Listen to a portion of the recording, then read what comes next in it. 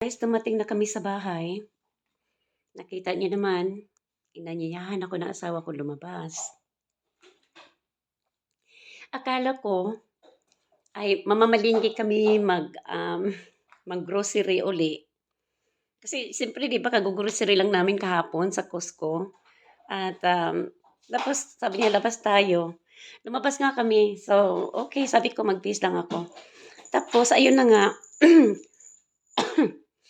akala ko punta kami ng Costco.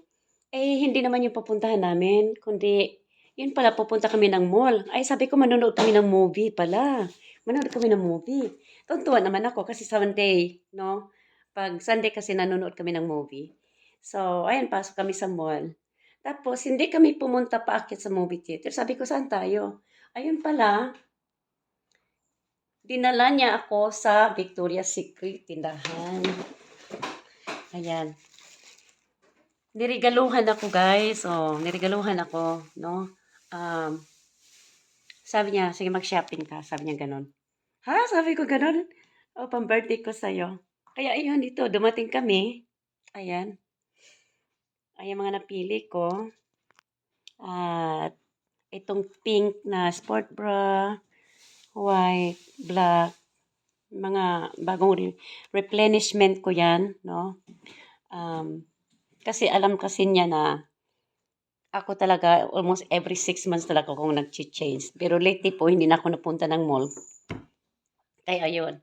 Ayan guys, yan yung binayaran ng asawa ko. Tapos ito pa, siyempre mga underwear ko. Mamili daw ako, sige pili naman ako ng pili, no?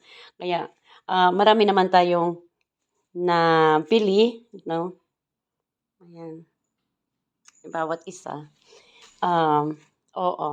So, tuwan-tuwa. Ito talagang kiliti ko, yung tuwan-tuwa talaga ako yung mga yung Victoria's Secret ba na underwear, yun talagang kaligayahan ko. Kaya dahil nga kay Ima Pabli 'no, sa kanyang anak 'no, siguro narinig niya na nagvi-video ako kanina na tuwang-tuwa ako na walang nagbibigay sa akin ng birthday gift. First time lang ako nabigyan ng birthday gift. Actually, first time din ng asawa kong magbigay ng birthday gift sa akin.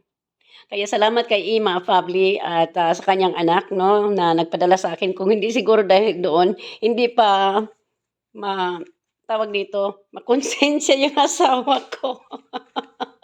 Ayan, sabi ko, walang reklamo, hala sige bayad siya. Lumabas kami sabi ng, um, yung sales girl sabi niya magsisira na po, magsasara na daw sila kasi nga ikot ako ng ikot, masyado akong natutuwa. Kaya ito po yung aking birthday gift. Kaya salamat po kay Ima Pabli sa kanyang anak at salamat din sa asawa ko 'no, na sobrang bait. Yun pala, kailangan pa palang magpakita yung iba na itong birthday kong darating ay nagkalaglagan. Ayan guys, tuwang-tuwa na naman ako. Ayan. Siguro pang tatlong cabinet ko na yung aking mga underwear. Kaya, ang ganda niya kasi itong lace na to. Mahal kasi ang lace talaga, napakamahal ng lace. At yung mga basic, mga push-up bra. Yung mga push-up bra ito. Sports bra. So, at ang bango nito guys, napakabango. Kasama lotion. So, ayan, tuwan-tuwa ako. Kaya, dagdag collection ko 'to. Kaya salamat kay, Ima Pablis kanyang anak na na-encourage yung asawa ko guys, na-encourage. Siguro napagtanto-tanto niya, "Oo nga naman, hindi ko nga naman na nabilhan ng asawa ko ng birthday gift niya 'no, ever since." Oh, kaya ayun, dinala ako sa dinala ako sa mall, hindi ko nga alam surprise ba niya 'no. Kaya salamat talaga kay Lord, 'yan.